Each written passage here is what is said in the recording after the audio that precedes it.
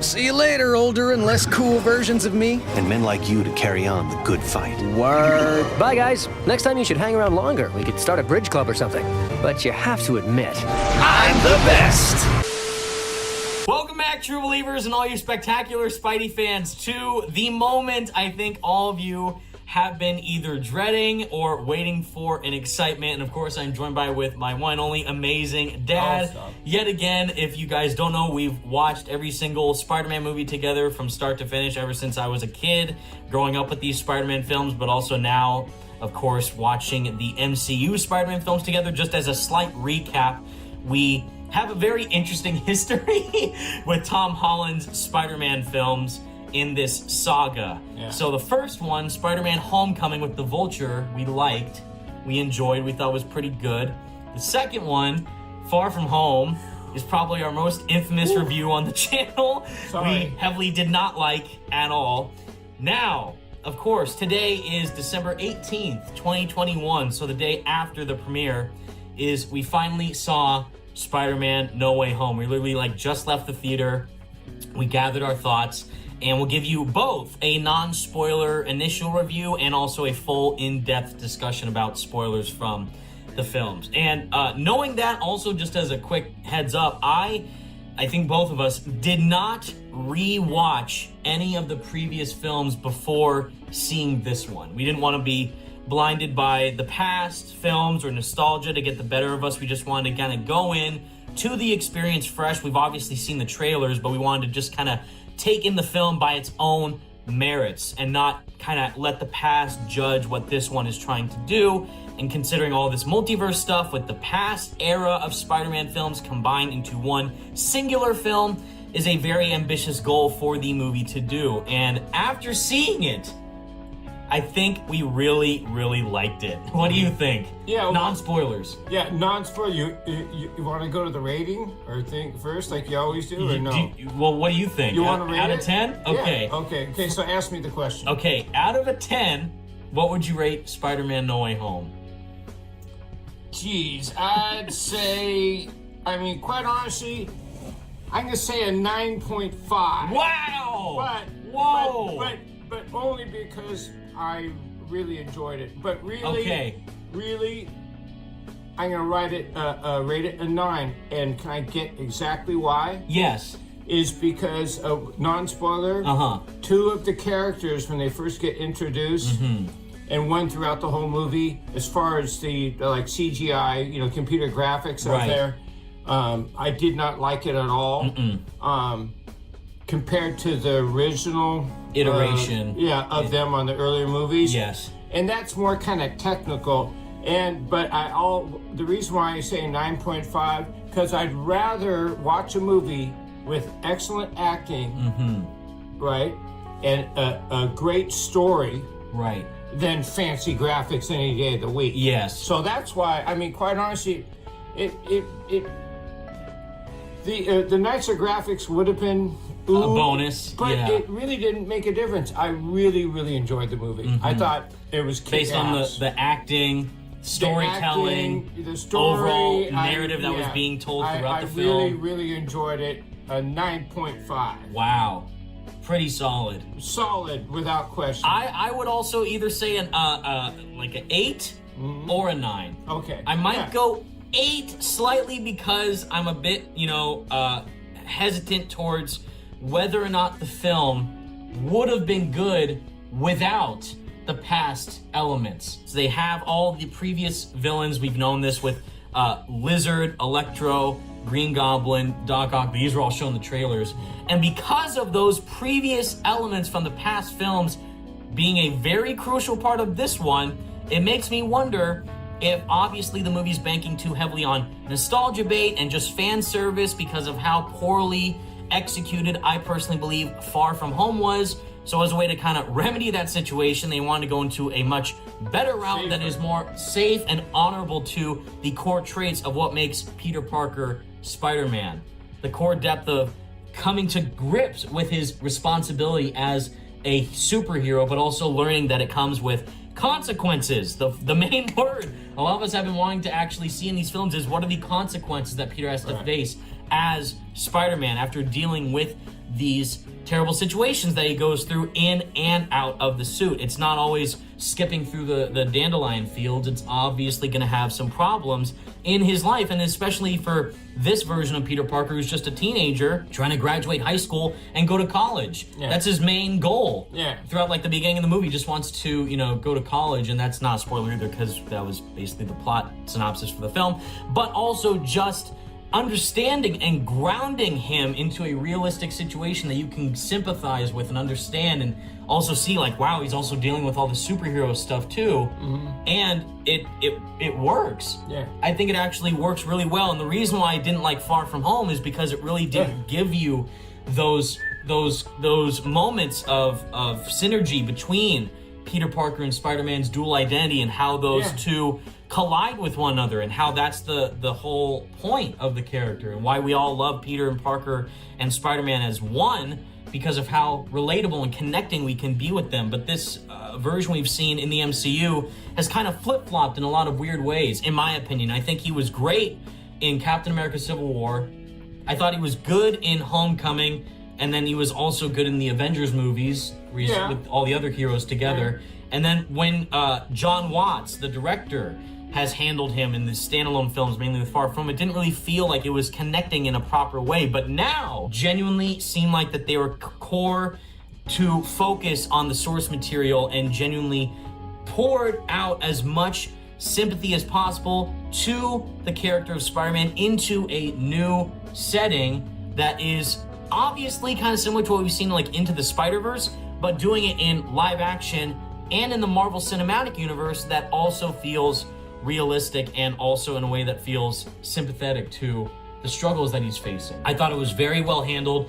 I think Tom's performance has gotten more compelling by each film, but this one was his best one, and I definitely think that he had a lot more depth to work with all the characters he's bouncing off of from previous films and his own films with MJ and Ned and Doctor Strange and Doc Ock and Green Goblin and all the characters in the film, and just a lot of interesting bonds to form with these characters, and the amount of world building that continues to grow in Spider-Man's world and Peter's world, and how those two again collide but also kind of synchronize and synergize with one another is very interesting to see how those all blend into one singular experience. And where he's going down the line after the events of this one is very intriguing, because we already know they're going to make more films where he's in college, so that's going to be a whole new amount of depth to explore with his character. But you, again, for no spoilers, what was your takeaway from the film, biggest highlight or most interesting aspect from seeing previous villains, mixing it with the new life with Tom into the main role of Peter, and just the story that was told? What would you really enjoyed the most? Well, once you told me that this movie's going to be coming out and whatever, and it's going to have Doc Ock and Toby, and I mean, to me, I'm thinking, oh my God, they're just dredging out all this stuff, because you got the movie company. How the hell can we make some money? So they figure, well, let's just dredge up all these people, and then the hardcore fans, and then they'll come and we'll make a lot of money. And that was my attitude. And I'm thinking, oh God, I just hope there's some stupid, just cameo type stuff. Nostalgia bait. Yeah, that's what it is. But it was maybe that was their business end, but the writing, but most importantly, the acting and those characters that made those, the actors that made those characters. I mean, Mysterio, you know me when we game. I love Mysterio. That's one of my favorite villains. They ruined it. And it's not because Jake's not a good actor, but the story was lame. It's not even out. It's just terrible. But don't get mad, people. But the fact that, oh my God, Doc Ock, Alfred Molina, what a Willem Dafoe, oh my God, those actors are phenomenal. They're excellent, and the lines that they have, and just it was so well balanced, and the depth of each character also shows the similarity of the Peter Parker, but the differences. And I think that in itself gave Tom Holland an opportunity to really kind of niche out his character better that really he wasn't able to do in the last movie. Right. And in this movie, now I think he's seasoned with this character and it stands out, but is similar to the other ones. And it's just great. I mean, it really was excellent. Wow. Yeah, no, I mean... And you despise the last one. I hated that. So that's a big... Me too. So that's a big step up. I mean, I would never watch again. It's so boring to me. Me neither. You know, and it's a lame Spider-Man. Now, I mean, we were talking before the video. I mean, the original first Spider-Man with Willem Dafoe, and my favorite, you know, is number 2. Yes. But remember the Joker movie with Joaquin Phoenix? That was R-rated, right? Yes. But the depth of that craziness, they had to have an R. This is not an R movie, but it has nothing to do with swearing. It's the depth of that character, and for those actors to be able to do that, I mean, that's talent. And I mean, but it isn't like I'm watching a movie and observing their talent. I was in the movie and just, it's happening, man. I you know. But then Tom Holland needs to balance his character so it all fits together, not these separate little cliches.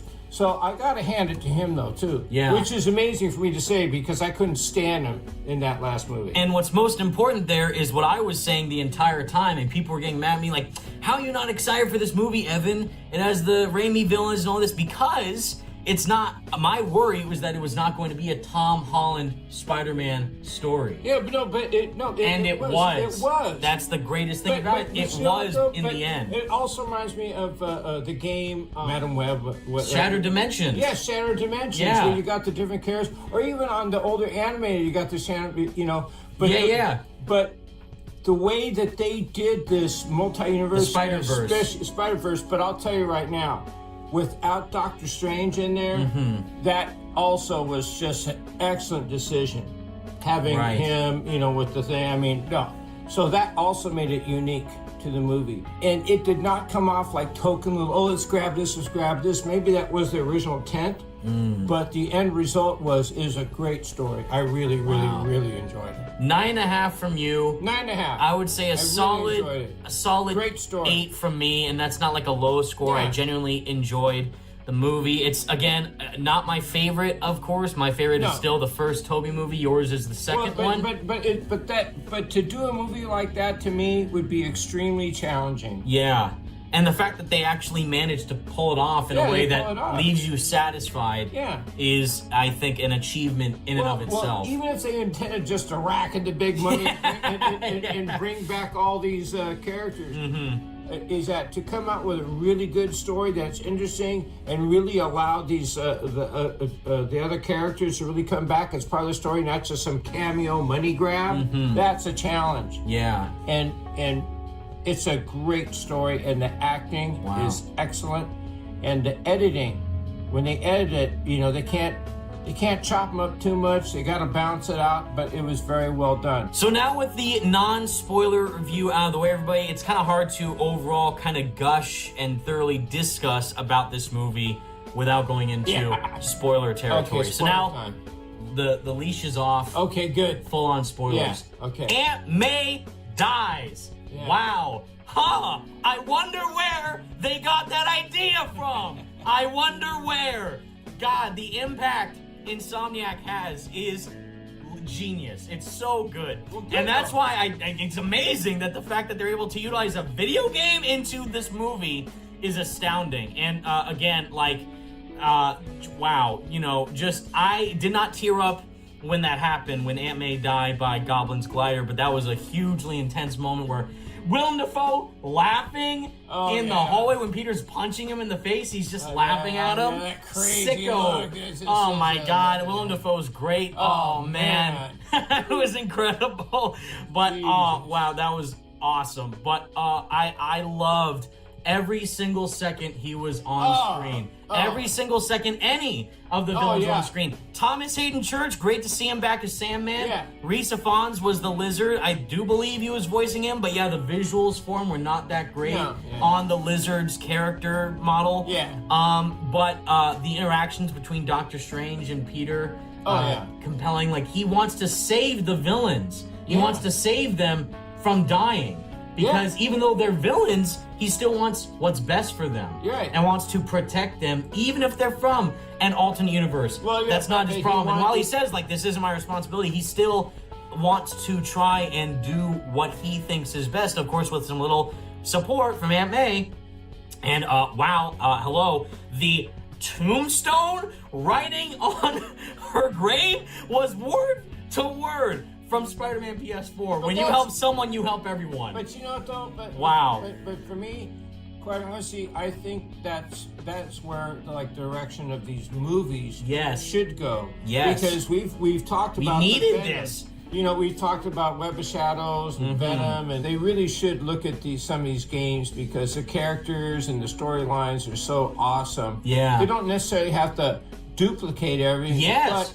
But they need to, that's the character, and they need to stick to that for a framework. It's excellent. It's a mistake at this point to not take at least some aspect of what they're doing in these other forms of media the gaming, and incorporate into these films. Right, the gaming, because of gaming, and they can animate the character, the voice acting and stuff like that. That has established those characters differently that a comic book couldn't do. Yes. And there's much more freedom. I like cartoon can't do. So the game really, it just changes everything. It changed the game. And they need to, and these movie companies need to respect that. These are excellent games. Yes. And people pay attention to them, and that's obviously those games wouldn't be as successful as a fan. We had a very interesting theater. I mean, there were some people who were excited, obviously, when Andrew Garfield and Tobey Maguire appeared, which was awesome. Yeah. But I felt like I was the only one who kind of fanboyed out when I saw the tombstone with the writing on it. It was like, that's from the game. I was like the only person who got that. Now, Tobey and Andrew. Oh. Okay. Did you or did you not have at least a single tear in your eye when you saw them return? I was like, yeah, Andrew. But then when I saw Tobey walk out of the portal, like, man, he's back. But I'm like, well, you know what? Another thing too, you got to remember is that whenever in any movie, I don't care, even the Tom Holland movie, it takes them how long to come out to the next movie, and people age and stuff like that, and that's all normal. And geez, that was a long time ago when Tobey did his movies, and I'm thinking, what do we look like, stuff like that?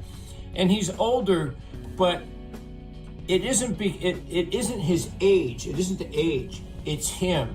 It's the look on that face. It's his voice. It's how he presents it. And especially with him, since we're doing spoiler, the one scene where towards the end, the glider. Yeah. So where Tom is about to kill Norman by impaling him with his own glider. Right. And Tobey stops him. Yeah, Tobey stops, and how they do it isn't Tobey has some line that he has to say. And that was such an excellent decision, because that is Tobey could do that. Yes. There's not only he could have done that. Only he can do that. There's not, I mean, Andrew Garfield, the first movie came out, I loved it. That's a different Spider-Man. Interpretation. It's a different Peter Parker. The Tobey Maguire, which to me is the standard. We grew up with. On. The look in his face said it all, and that's obvious that's why Tom, who wanted to kill him, because of what happened to Aunt May. And it had nothing to do with what Tobey said. No. Because not in his voice. Just it says it in his face. The stoic acting on him to convey, don't do it. If you want to call it stoic, there's so much to read in that. His eyes, his face, the way he kind of, I don't know what it is, but you feel it. And then the camera goes to Tom Holland. They cut back and forth between the two of them, and he lets the glider go. But he doesn't say anything either. Not a word. But see, that is where the movie excels, is stuff like that. Yeah. I mean, we're both of those characters, and they have to work together. And see, that's the thing, when you bring these other things, stuff like that, it like could have been a total disaster. But the level of acting and writing, it went the other way. That's because they were skilled and they know what They played to their strengths. They played their strengths, and they honored the best parts of the Peter Parker that they pursued with the movie that they were allowed to make. And it was an amalgamation of all them that came before and continued them, which we said in the theater, that they reaffirmed their stance as Spider-Man coming back and like, we gotta take these, we gotta stop these guys. But also that they had closure with each of their villains, like that little moment interaction between Andrew Garfield's Peter and Max Dillon. And they were like talking like, they were kind of resounding some things from his movie. They were like resolving the issue. It's like, you're not nobody, Max, you're my guy. And then like, I'll help you up. And he kind of referenced Miles Morales a bit, which was cool because of Black Spider-Man. That was sweet. And then, Dr. Connors, he came out of the lizard form and he was back to being... But the Doc Connors character, he didn't even say a word with the exception of when he's in the lizard graphics. But another thing which I really loved, which I was so thrilled about, is that Jamie Foxx, right? Yeah, for Electro, is that, he's old too. He looks buff and stuff like that. He looks cool, stuff like that. But even his, that's another thing. I think his Electro was even more menacing than the original. And the graphics were great. And he was like menacing and whoa, how the hell are you going to take this guy? I mean, it was powerful. You know what I'm saying? So I love Jamie Foxx was great. He's the coolest. He's sick. He's just so cold. He's not scary. He's just so cold. And but that's a skill to do that the way he did it. And then Alfred Molina, my God, he's the first real hardcore battle scene, really, if you think about it. That whole thing, the way that they did that, the like choreography, that whole thing, the length of time, it was excellent. I love that. Him in the suit, fighting with the Iron Spider. Can I bounce to something that I'm totally excited about? Yeah, go for it. Is the fact that at the end, when you got 3 Spider-Man, and how they work together, so do you see them swing together off of each other's webs? And then wow. But whose idea was it to number them? It was Tom Holland, right? So they like coordinated, had some back and forth banter. So when they the Avengers, great. No. What's that? Is that a band? But when that was excellent. But didn't he say that? But wasn't he so they could communicate that Spider-Man #1? This is from Tom Holland. Was Toby. Peter 3, Peter 1. I love that. Andrew was there. No, but and then I think a little bit after, then this is towards the end. I know this. It's great. But remember, the like graphics for the final. You got 3 Spider-Man, which. If you would ask me, 6 months ago, I go, it's probably going to look really stupid, lame, the editing's going to be choppy, it's going to be dumb. Just nostalgia fan service with no real care or attention. I was completely the opposite. Same. I love the fact that they're all Spider-Man. They got Spider-Man suits on. But to see the difference, I mean, Toby's suit, I love Toby's suit, and Andrew's suit looks cool. And then going all the way, the way they're working this, I mean, it was great. Now, there were like 2 to 3 moments that stood out the most to me, and then we'll get to the post-credit scene, which was also a big thing, is the interaction with Andrew saving MJ. Oh, yeah. And then Otto seeing Toby's Spider-Man, like my boy, my dear boy, like, look, you've grown. And then the Willem Dafoe, ending with, God, Willem Dafoe. What have I done? He gets cured from the Goblin formula, and then he comes back to Peter, what's going on? So he realizes he probably did some monstrous stuff. Hey, how about But I found that so poetic. With Andrew saving MJ, and what I love, because I thought that's gonna take away at first, which is cool, because I thought that's gonna take away from Tom. He's gonna be incompetent again. He's not gonna be capable to save MJ. But he was taken away by Norman on the glider, so he couldn't do it because he was literally just yanked off. And then Andrew had the ability to redeem himself from not being able to save Exactly. Gwen. And then what I love the most, though, where he saved her, and then he says, "Are you okay?" And then MJ says, "Are you okay?" And he's like crying up because he remembers what happened. He's like, Yeah, but it's like that was so good. Like, I'm kind of getting emotional thinking about it right now because I just remember how emotional that was for the Amazing Spider-Man 2, and I'm like, that is such a good way to handle his arc, to conclude to whatever remaining grief or trauma that he was dealing with, and being able to come to terms with it and save himself by saving someone else was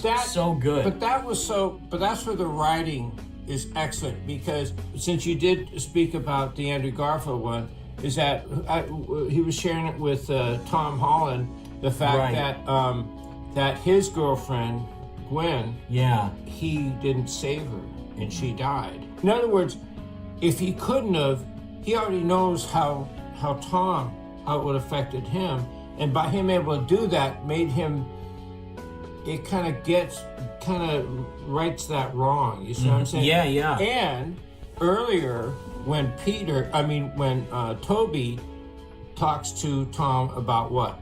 About who dying? Yeah, Uncle Ben. Uncle Ben. Wow. Right? Name drop directly. Right, yeah, but this time. But what he expanded on is that he wanted to kill Uncle Ben's killer. Yeah. Remember? Mm-hmm. And he did. Right. Right? But that's always stuck with them, and it never really didn't benefit him at all. Yeah. So the thing changes. is, though, is that ultimately that look in Peter's face when he's stopping Tom Holland from killing, that's because he already knows how that's not going to benefit Tom, because what he experienced. But it's like he has said, "Oh, you don't know what you're doing." No, it's just that feeling. And Tom Holland, the look in his face, he didn't have to kill him to realize that what Toby told him, that is true. Mm-hmm. So Toby, what Aunt May told him Toby too. really helped him. Mm-hmm. And Tom Holland chose not to do it. Right. And that is a killer scene. Mm-hmm. That is a kick. That is awesome. Mm-hmm. And see, that's where those little scenes in there are huge. Yeah. That's why I gave it. They speak volumes. They speak volumes, and it takes away from this just being some cash money grab. Mm-hmm. It was a great story with excellent acting. And the animation at the end, that's where the thing with the Spider-Man, my God, definitely put the money in there. With them all swinging around, the three of them. And also was cool, it isn't like you're rooting for any one of them. You're rooting for all of them. You're rooting for all of them. Yeah. So really the thing is that... You're even kind of rooting for the villains to see like what damage they can do at some point. Also plot twist too is that, remember they wanted to save the villains? Mm-hmm. But remember when Doc Ock gets there? And then he stops Electro. No, but he grabs the Spider-Man. So like, if you go when he went evil again. Mm-hmm. But no, he did that on purpose to trick Electro. Mm-hmm. So Doc Ock, which is another thing I liked about the movie, because that's one of my favorites. And it was sad to see Doc Ock die, because really he was a great person, but that damn thing screwed him up. Mm-hmm. So to have Doc Ock still be Doc Ock, but not have that thing screw up his brain. I love that. Made me happy because I love that character. Because they stayed true to his character. Yeah. They didn't just bring him back like he's a villain and that's it. It's one note. No, there was depth to him and all that. But Doc Ock wasn't really truly a villain. Right. It's the thing that screwed him up. Corrupted him, but corrupted him, other than his masterpiece. But no. Right. Power of the Sun. But what a great movie. I mean, it was an excellent movie. I had a great time, mainly just seeing it with you. Great. And the fact that Toby and Andrew, again, like I was saying, all my previous reactions sometimes throughout the movie, they're there for a purpose. It does seem like nostalgia in slight ways. Yeah, but of course, you're going to get some fan service with all three of them together. But it's there to enhance the story instead of just, trying to like take away from the main focus, which is Tom and his movie, his Spider-Man, his Peter Parker. And it all delivers and culminates into one cohesive experience that holds through, keeps you invested and makes you care about him and the future of where he's going. Let me ask you this one. You might edit out. What do you think how's it going to be in future movies if he doesn't even have an Aunt May anymore? I don't know, but that's what we're getting in the games too. He doesn't have Aunt May in the sequel for Marvel Spider-Man 2. And also the fact that no one knows who he is anymore. No one knows who he is. He has no girlfriend, no best friend. No. Happy Hogan doesn't even know who he is. Right. No, no dorm mate, no roommate in his room. But none of them know who Peter Parker is. Yeah. But they know who Spider-Man is. Yes, they just don't know who he is. But as a person, even outside of the like they don't know who are you, Peter. So they don't know him at all. Yeah. So he can be Spider-Man, but he's like a complete ghost. And now that they're making a new series of films where he's going to be in college, he could interact with other characters like Gwen Stacy or Harry Osborn. Oh, well, Harry Osborn could be cool. As long as there's something like the animated series. Yeah, the Neil Patrick Harris animated series. The blonde Harry Osborn, the best Harry Osborn. Right? Yeah. I love that. Playboy, totally. Yeah, Playboy. Yeah. Love that show. Yeah, I love that man. show too. We loved it. We watched every 5 minute time. Doesn't matter. If John Watts or writers of the MCU films, if you make the college trilogy for Spider-Man the MCU, just do the new animated series in live action. That's the best one. Yeah. Full stop. Excellent. And Ian Ziering. Ian Ziering is Harry Osborn. Best one. Yeah, the best. The greatest. I love that. He's so the best. good. Yeah. Yes. Yeah, they're the best. I just love that show. Me too. So now, final spoiler, I would say, because we all like the whole villain interactions were great. Yeah. Aunt May's dead. No one knows who he is anymore, and now he is going to be in college with a new suit, which looks pretty darn cool, by the way. Final thing, post-credit scene.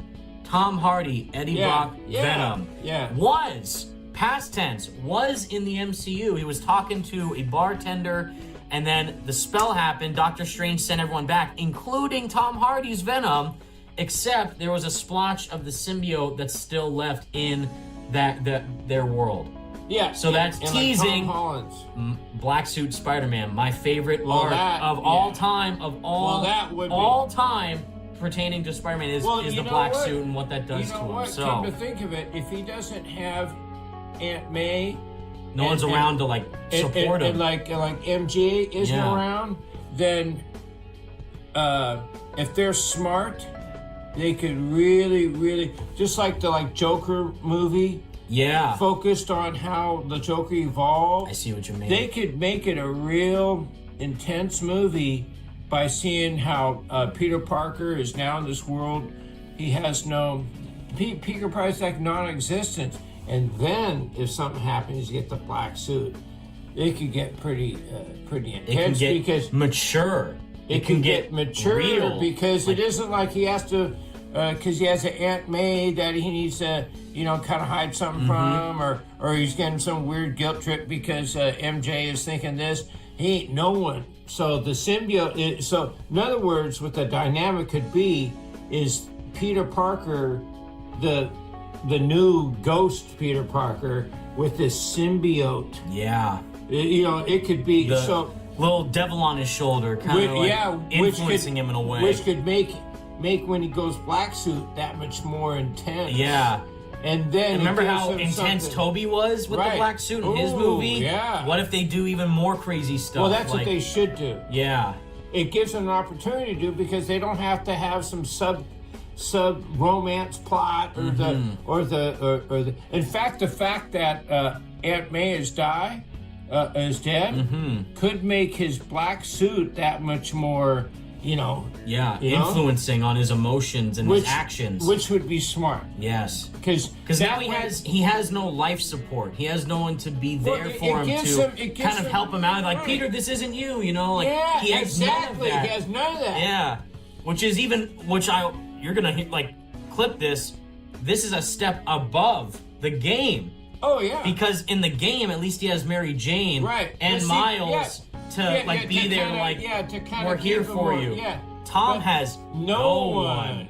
He's alone. And so that is intense. Also he's going to be affected the fact that Aunt May is gone. Yeah. And his That's the thing. girlfriend is gone, and now he's living And some, all that like he sadness doesn't- could he doesn't- bubble up. He doesn't have the home life of Aunt May and all that stuff. He has some dumpy, ugly, ratty apartment. A Toby, Mr. Dickovich rent apartment. Just a more Where's my rent? Yeah. Disgusting, gross New York apartment. And the cool thing is, that's Spider-Man. That's the coolest thing. That's exactly who Spider-Man is. Yeah.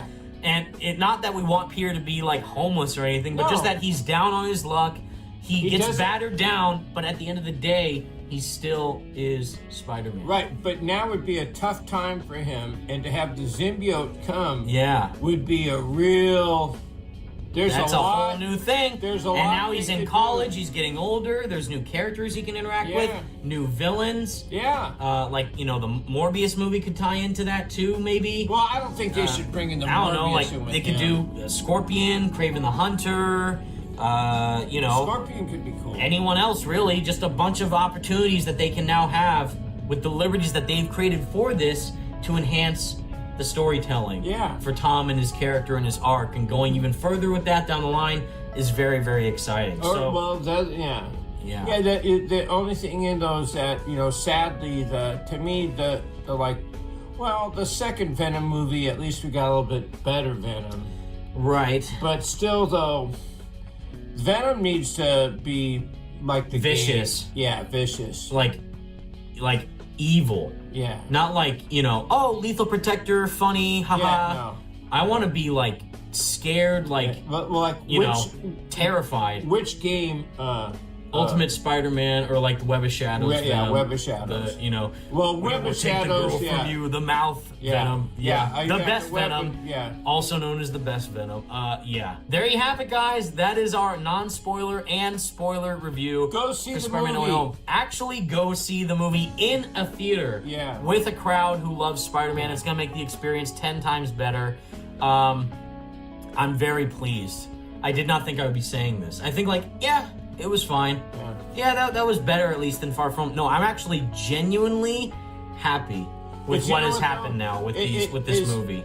Is that what I don't know is that if someone goes see this movie and all they're familiar with is the Tom Holland Spider-Man, without watching the others, or if they've never seen the original, the first and the second Spider-Man, the Tobey, or at least the first Andrew Garfield, they would just take it, these other Spider-Man, and it'd still be enjoyable, but some of those scenes wouldn't mean as much. Seeing Doc Ock and the way he is, you wouldn't get that impact. Yeah, you wouldn't get the impact much. But those, to me, an actor that did those parts years ago, they've aged, the world's different, and they got to be smart how they do these characters. And Willem Dafoe, my God, that's a creepy ass. Oscar worthy. Oh, totally. Oscar worthy Willem stuff. Dafoe is, oh my God, and Alfred Molina. Yeah. That's Doc Ock.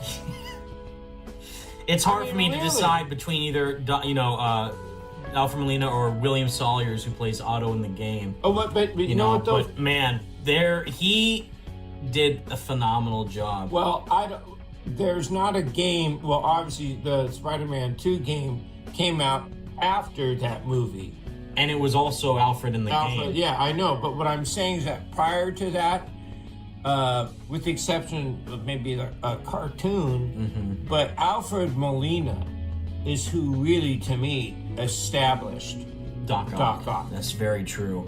Really. Yeah. The foundation. The foundation. He took that character to a different level. And Willem Dafoe, what a challenge, because you got the laugh and stuff like that, but Willem Dafoe, the laugh and the crazy look, the look in his eyes, that smile. My God. He's creepy. But that's why I love him. He's such a great actor. Yeah. That's what makes him the best. And Andrew Garfield, the first movie that I saw, after seeing the first Spider-Man 3, geez, you got this new Spider-Man, But I remember when we first saw that movie, I loved him in that movie. I thought it was great. And he was so good in this movie. I just loved him.